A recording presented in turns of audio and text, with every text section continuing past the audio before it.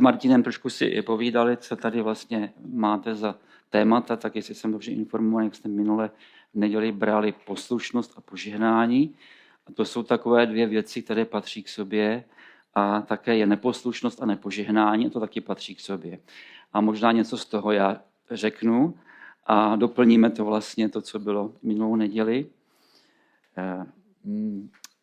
Moc už nejezdím, já většinou jako odmítám služby někde venku, mám toho hodně, ale Martin, když mě pozval, tak to jsem nemohl odmítnout, protože před nějakými asi 20 lety jsme s manželkou a s manželem Obrechtovýma stáli na takový křižovatce a přemýšleli jsme o nové práci a vlastně potřebovali jsme si odpočinout a hledali jsme místo, kde bychom tak jako mohli trošku odpočinout a nesloužit. A vlastně jsme přišli sem a tady jsme byli přivítáni a jsme se tu cítili jako doma a my jsme tady byli prostě doma a zakusili jsme s vámi 2 roky krásného času a mnoho hezkých přátelství vzniklo a dneska, když vlastně jsme se s manželkou modlili v autě před vaší budovou, tak jsme se modlili, Pane Bože, prosím tě, ať nepláčeme, až uvidíme. A Pán Bůh to vyslyšel, takže žádná slza, ale nicméně se mě to dotýká, protože já tady mám srdce a jsem za ten sbor opravdu vděčný. Děkujeme. A Pán Bůh mi jednou před nějakou dobou řekl, když takhle někam jezdíš, tak je pozdravuj ode mě. A já jsem říkal, aha. A mi řekl, řekni jim dobré ráno, milované lidské bytosti. Tak vám vyřizuji pozdrav z nebe a pustíme se do Božího slova. Lidské bytosti jsou to nejdražší, co Bůh má na zemi. A to seš i ty. Možná, že v tom máš trošku rozpor, protože my nežijeme v nebi, ale žijeme tady na zemi a Pán tohohle světa říká pravý opak. A pracuje na tom systematicky. A učí tě, aby si pokud možno se do této pravdy, kterou jsem řekl, vůbec nedostal. Snaží se tě přesvědčit, že jsi nic, že jsi tady možná úplně zbytečný nebo omylem, šlape po lidské důstojnosti a je tu nějaký rozpor. A když se znovu zrodíme, tak vlastně vnímáme, že Bůh má asi pravdu, když k nám mluví, ale je to tak těžké to přijmout. Protože máme v sobě zase ty způsoby jednání, jak s námi bylo zacházeno, jak s námi bylo jednáno, jak o nás někdo mluvil. A my jsme to dřív nebo později nějak přijali a stali jsme se někým, kdo prostě je trošku jakoby člověk jiného druhu než ty ostatní. Ale Pán Bůh říká, ne. Všichni máte pro mě stejnou hodnotu a jste stejně milovaní a vzácní. A pokud tomu nevěříte, tak Bůh říká, já jsem za vás dal to nejcennější svého syna Ježíše Krista. A to je nejcennější platidlo, který Bůh má v nebi. A on ho zaplatil za nás, za všechny. Já jsem dnešní slovo nazval, nějak jsem ho potřeboval nazvat, protože vždycky to slovo nějak nazývám. Nedovolte trápit své duše.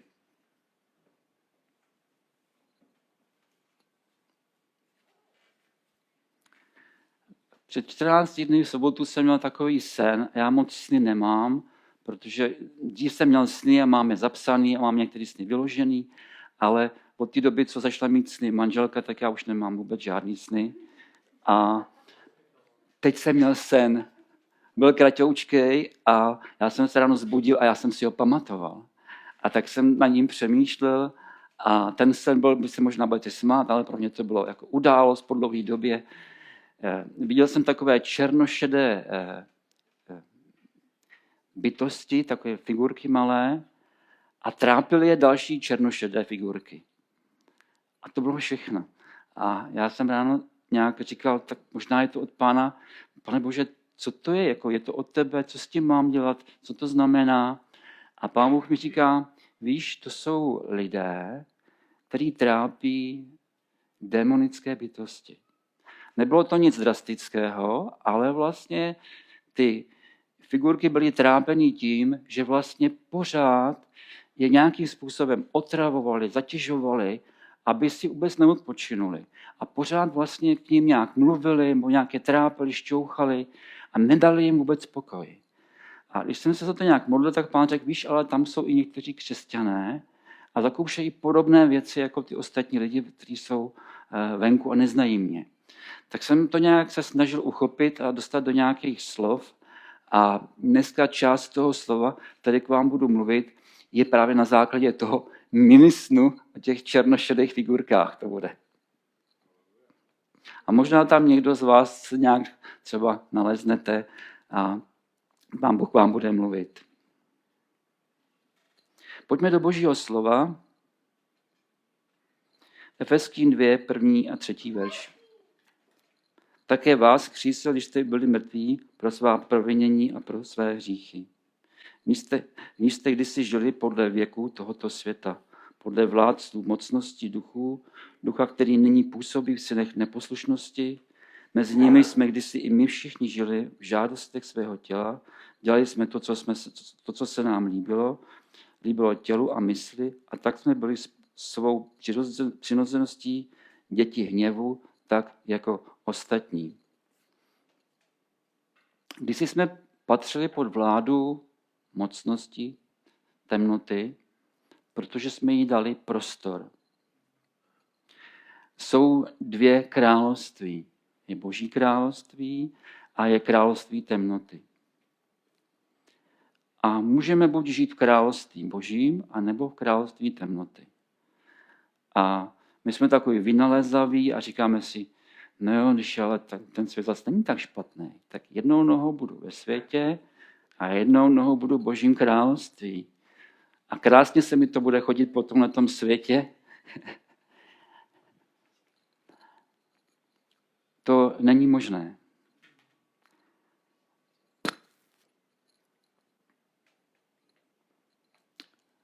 Jaký asi život v Boží království a jaký asi je život v království temnoty?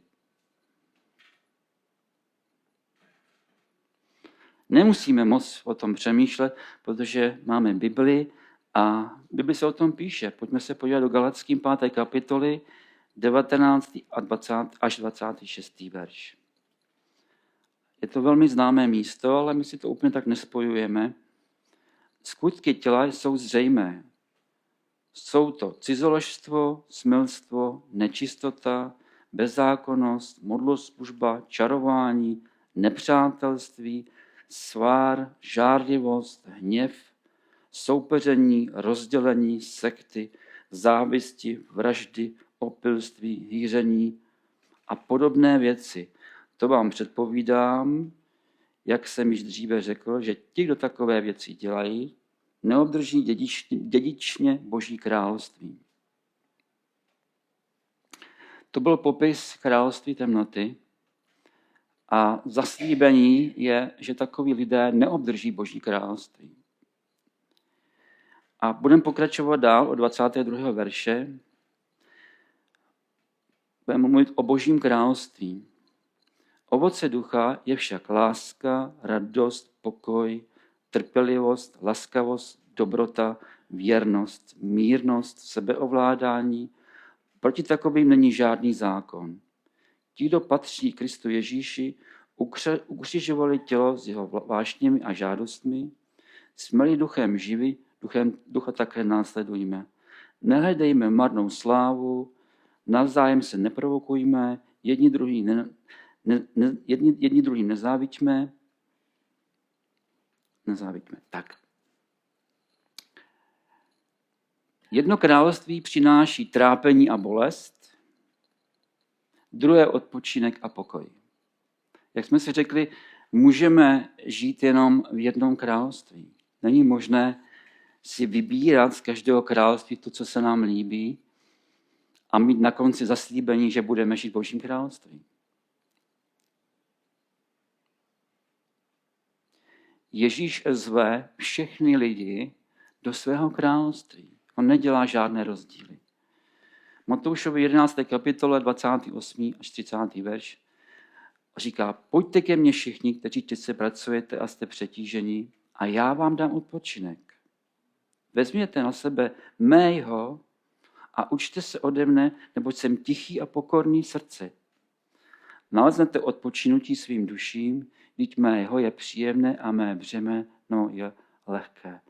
Naleznete odpočinek svých duší. Je to někdo, kdo chce, aby jeho duše byla v odpočinku? Martin, tady ještě někdo? Jo, děkuju. Tak většina.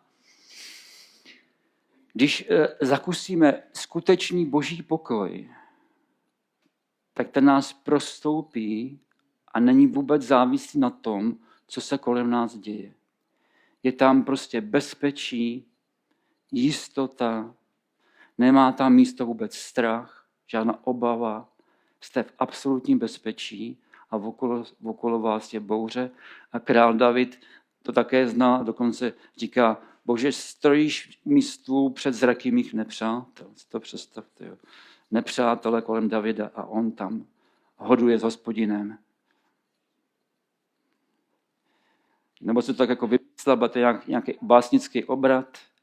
On zakoušel boží pokoj, boží štědrost, boží lásku i uprostřed, když kolem něho byli nepřátelé. To je boží pokoj. To je prostředí Božího království, kde my žijeme jako boží děti.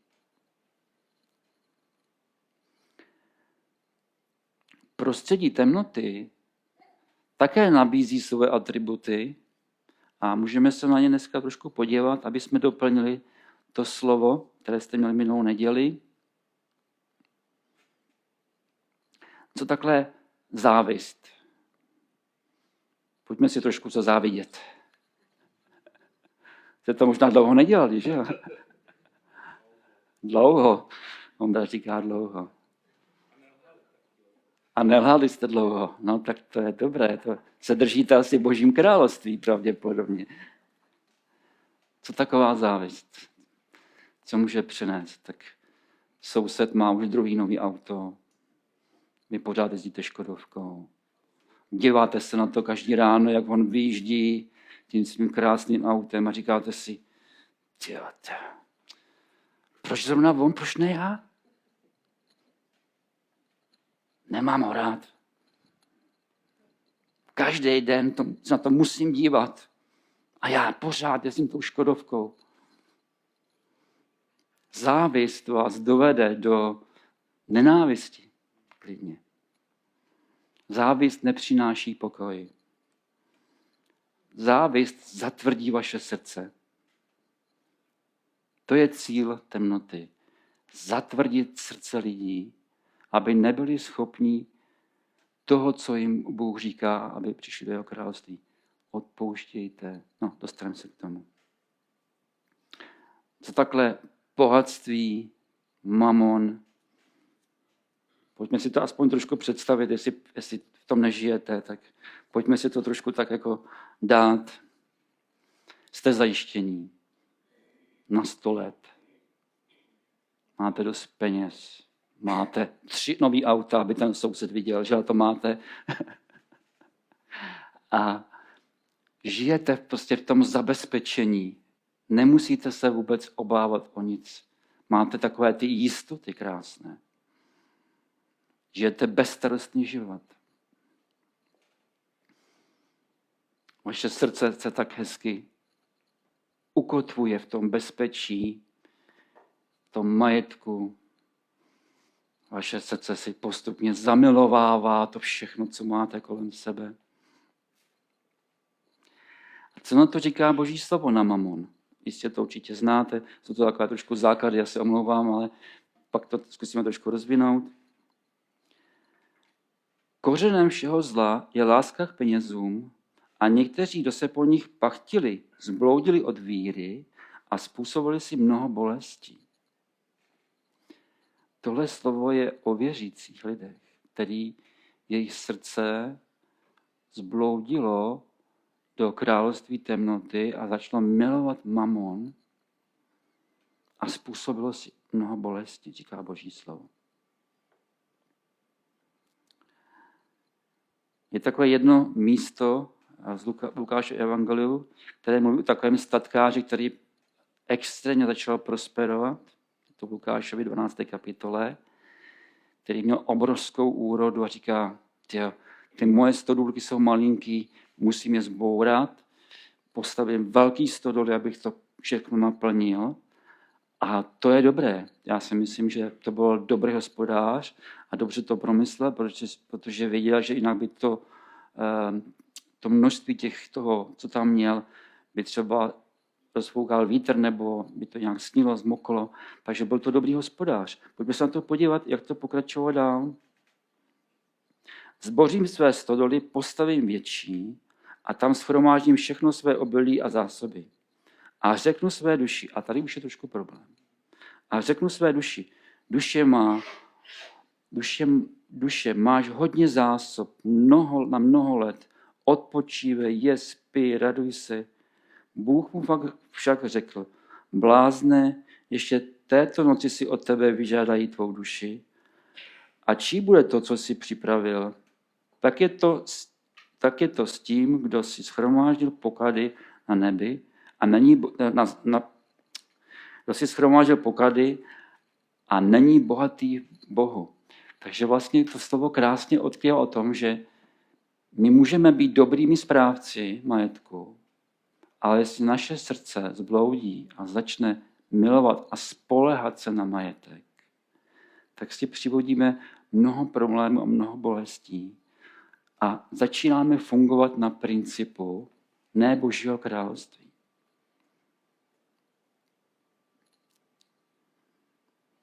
Mít peníze a bohatství není vůbec špatné, ale láska k penězům nás odvrací od Boha. A já věřím, že Bůh je takový, že on vyhlíží ty věrné správce, které udrží ty miliony a dobře je spravují a jsou prodlouženou Boží rukou a oni rozdělují svoje peníze, nebo ty peníze Hospodinovi, tam, kde je potřeba pro Boží království. Jsou to lidé, kteří milují Hospodina více než miliony, které jim Bůh svěřil. A já takové lidi znám a je to úžasný. A oni fungují na principech Božího království. A řeknu vám takový jeden krátký příběh. Jeden bratr vlastně hospodaří taky na velkých pozemcích a vlastně potřebuje jako rozšiřovat, takže vykupuje od lidí různé pozemky a měl takovou příhodu, kdy vlastně přijel do nějaké vesnice, tam se to vyhlásilo, že přijde člověk, který bude vykupovat, kdyby někdo měl zájem, může odprodat svoje pole. On tam přijel, tam byli lidi, někteří byli naštvaní, on nevěděl proč. No, my vás známe, jasně, no, to už tady takovej byl, nasliboval nám, tam tomu dluží, jo. A byli takový jako naštvaní a otrávený a on tak jako naslouchal, poslech si je a říká, se to dotklo hodně, říká, a kolik vám dluží, a kolik vám dluží, a kolik vám? Tak já to za ně zaplatím, ano? Ticho. Zaplatil těm lidem ty dluhy a odkoupil si od nich pole. A ostatní chtěli taky. Protože ten člověk je úplně nějaký jiný.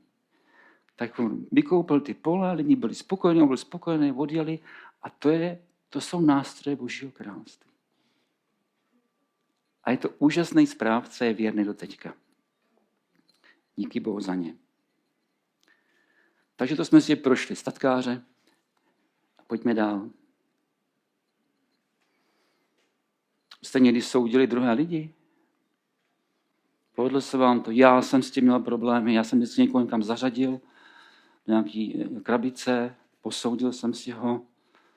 Skoro vždycky to bylo špatně a prostě Pán Bůh mě usvědčoval a já jsem viděl, že mě tahá ten zlej, abych to dělal, protože v tom opravdu není požehnání. Lukáš 6:37. Nesuďte a zajisté nebudete souzeni. Neodsuzujte a zajisté nebudete odsouzeni. Promíjejte a bude vám prominuto. To je princip Božího království. A když to přečtu trošku jinak, suďte. A ta druhá polovina, ta se k vám už nedostává, co se vám stane. Suďte a budete odsouzeni. Odsuzujte a budete odsouzeni. Nepromíjejte a nikdy vám nebude prominuto. Satan s námi pracuje. A on neříká pravdu. On to tak namíchá, takovou polopravdičku nám nabídne. Ale tak, když ten člověk je takový divnej, ne? A vzpomeň si, tamhle ten, jak ti ublížil, to byla opravdová křivda. To bys mu neměl odpouštět. Máš na to nárok. On ti ale opravdu ublížil. A tahá si nás tam, kde nám potom způsobuje bolesti, kde nás trápí, mučí, naši mysl zaměstnává a my nevíme, co máme dělat.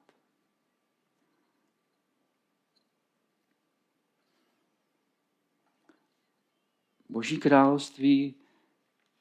království se nesoudí. Božím království se odpouští. Tam je pokoj a odpočinek. Tam nemusíme dělat vedlejšáky, odsuzování a neodpuštění. To je zbytečná práce, to vůbec nemusíme dělat. Co pýcha? Přece jenom seš někdo, ale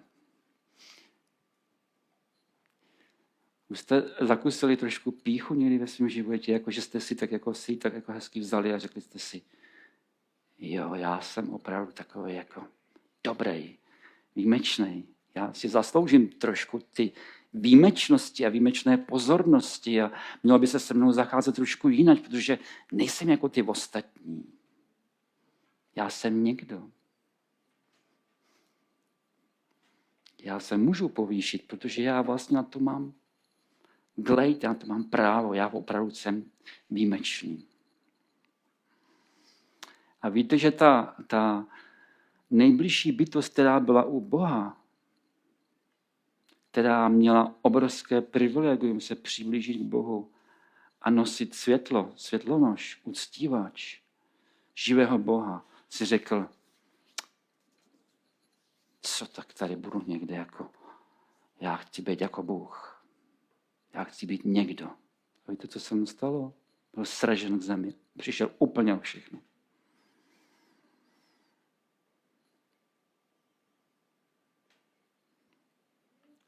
A on ví, co pýcha způsobuje, a tak přichází a tluče na dveře tvého srdce a říká, ty svoje krásné slovíčka, abys to přijal za vlastní, aby si se povýšil, abys potom mohl zase padnout, protože pýcha předchází pád.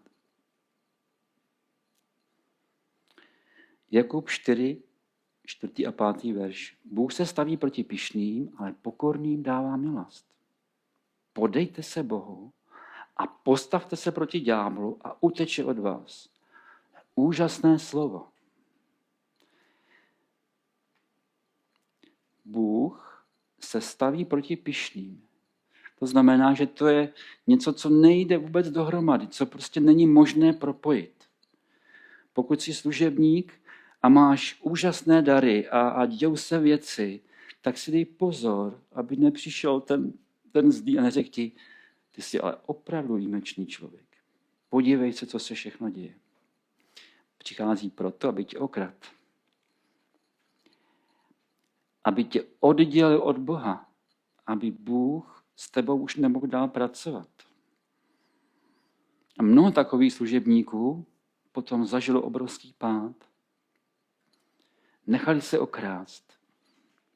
Vzali si pýchu za vlastní, místo aby si drželi pokoru a podání se Bohu. A všimněte si, že vlastně to slovo nám říká, Bůh dává pokorný milost. Bůh dává něco, milost je něco, co si nezasloužíme. Jestliže chodíme v pokoře před Bohem, on nám dává věci, které si nezasloužíme. A to je prima. To je moc dobrý. Já to mám rád, když dostávám věci, které si nezasloužím. Mám většinu věcí, které si nezasloužím. A to je Boží milost. A nemám být na co pyšnej, protože vím, že to bylo od Pána. Všimněte si, že to slovo pokračuje dál a říká, podejte se Bohu a zepřete se ďáblu. Zepřete se, to je ten, že tak jako říkáme, tak já tu pýchu nechci teda. Ne, to je potřeba se zepřít, protože nepřítel není žádný gentleman přítel. To je tvůj nepřítel. A ty musíš, když on ti nabízí ty svoje věci, ty musíš být razantní a opravdu se zepřít. A říct, já žádnou pýchu nechci, já miluji Hospodina, já se nenechám okrást ve jménu Ježíše, prostě odejdi ode mě s těma nabídkama, já se podávám svému Bohu. Já se přimknu ke svému Bohu a budu ho milovat. A ďábel uteče, je napsáno. A to funguje. A musí to být opravdové. A co třeba soustředění na sebe. To je takový dobrý sport, který ďábel rád učí. Soustředění na sebe. Já jsem si tak udělal nějakou takovou definici. Já chci, já jsem to nejdůležitější, vše se má přizpůsobit, jak já chci, já jsem sám sobě Bohem a jiného nepotřebuji. Tak jsem si to tak jako napsal, ale je tam to já. Co já potřebuju, co já chci, co já si myslím, co by se mělo, co by se nemělo, všechno se to točí kolem mě. Soustředění na sebe až tak, že já jsem sám sobě Bohem.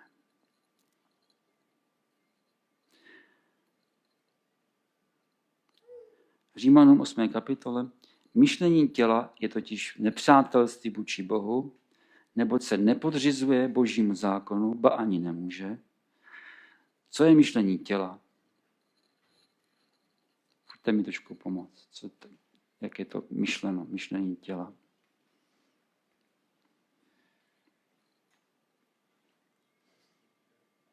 Je tam sobectví, ano. Je tam povýšení se nad všechno, nad všechny okolnosti.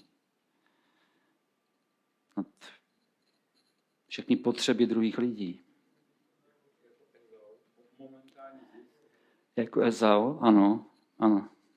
Momentální zisk, to bylo tak důležitý, všechno šlo stranou.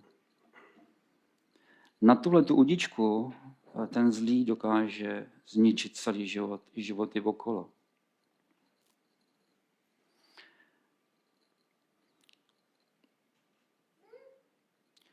Pojďme to trošičku shrnout. Řekli jsme si to prostředí Božího království, prostředí temnoty, způsoby, které temnota používá, které známe i ve svých životech. Řekli jsme si na základě Božího slova, kde máme být my, jaké místa si máme chránit, jak máme jednat s nepřítelem, když přichází se svýma nabídkama.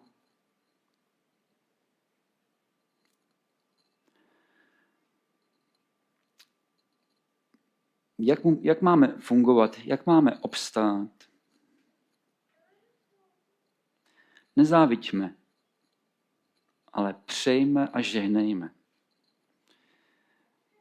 Když si řekneme nezáviďme, tak fajn, ale je to takový prázdný. Musíme něco dělat, aby tam nebylo prázdno. To znamená, nebudu závidět a co dál? Přej a žehnej. vyhlížej potřeby druhých lidí.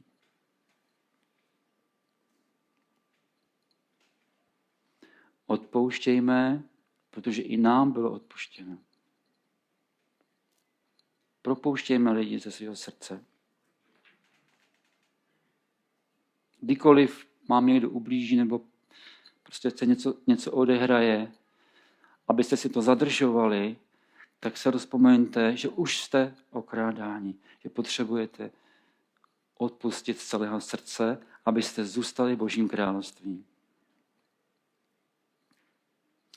Nebuďme pyšní. Žijme podanosti Bohu. Nesuďme, soud patří Bohu a ne nám. Bůh bude jednou soudit. Živé i mrtvé. Co my do toho máme co fušovat?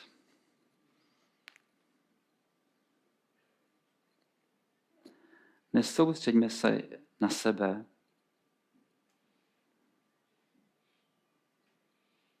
Soustřeďme se na potřeby těch druhých. Mějme ty druhý za přednější než náš vlastní život. Když se podíváte na Ježíše, on uměl všechny ty dovednosti Božího království. On přišel na ten svět a kdyby trošku přemýšlel o sobě, tak nikdo z nás nebude zachráněn. On se vydal za nás až na smrt. Vůbec nebyl v prostředí, že by tam byly jeho věci. Ne má vůle, ale tvoje oči, ať se stane tvoje vůle. To je ochrana, který můžeme žít. Kde je pokoj, kde je odpočinek, kde je radost.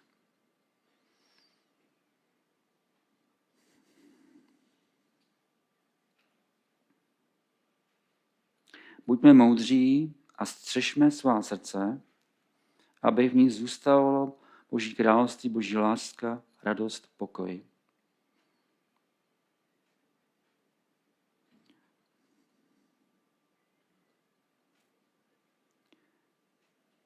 Věci království temnoty nepřináší vůbec život. Přinášejí smrt, rozdělení.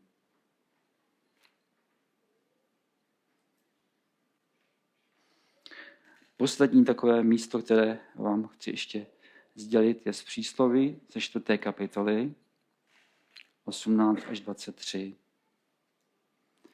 Tady se píše o těch, kteří chodí a žijí Božím království. Stezka spravedlivých je jako záře úsvitu, září víc a víc až do bílého dne. Ale cesta ničemu jako tma nevedí oč klopítnou. Můj synu, věnuj pozornost mým slovům, nakloň ucho k mým řečem. Ať nesejdou z tvých očí, střež je v hloubi svého srdce, neboť jsou životem pro ty, kdo je nalézají, uzdravením pro celé jejich tělo, víc než cokoliv jiného, střežte své srdce, protože z něj vychází prameny života. A Pán tohle světa moc dobře ví. On ví, kde je život. A on se snaží systematicky zatvrdit naše srdce, aby v nich nebyl život, aby v nich nebylo Boží království.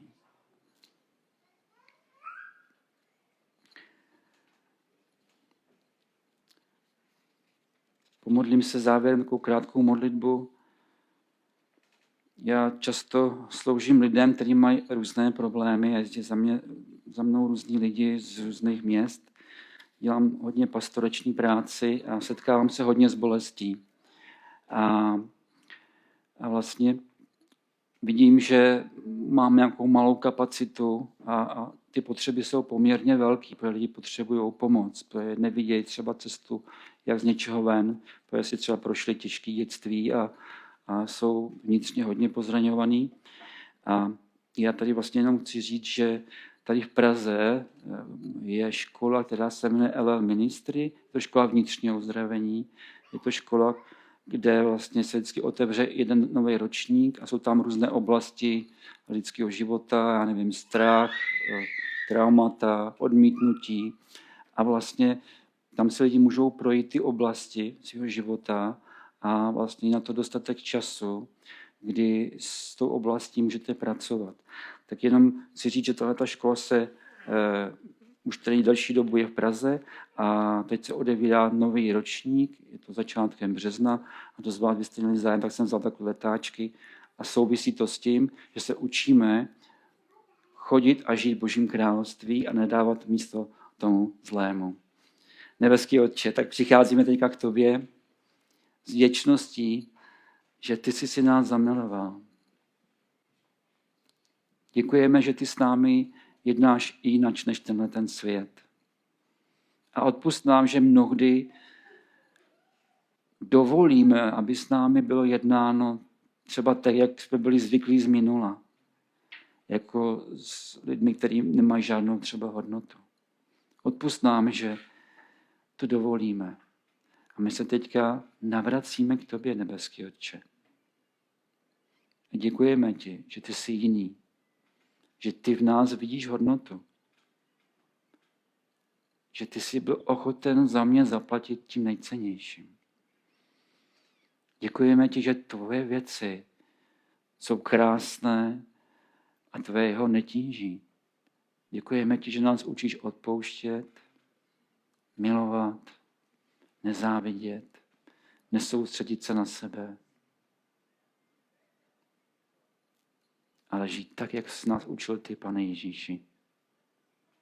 Nauč nás to. Ať tvůj život je v nás.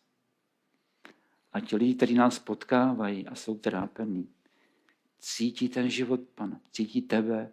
Ať se jí dotýká tvoje láska, tvoje přijetí. Ať zakusí nebeské věci, aby byli přitaženi do tvého království, Pane Ježíši. Tak vám žehnám celé srdce, abyste byli dobré mysli, neboť váš Bůh o vás myslí velmi dobře. On vám důvěřuje, on vás miluje, on vás přemýšlí každý den. On je ten, který vás zná jménem. On je ten, který může přijít a vyřešit každou oblast ve vašem životě. A tak dovolte Bohu, aby mohl přijít a uzdravit vaše duše, abyste nebyli trápeni a mučeni, ale abyste byli svobodní a plní života. Amen.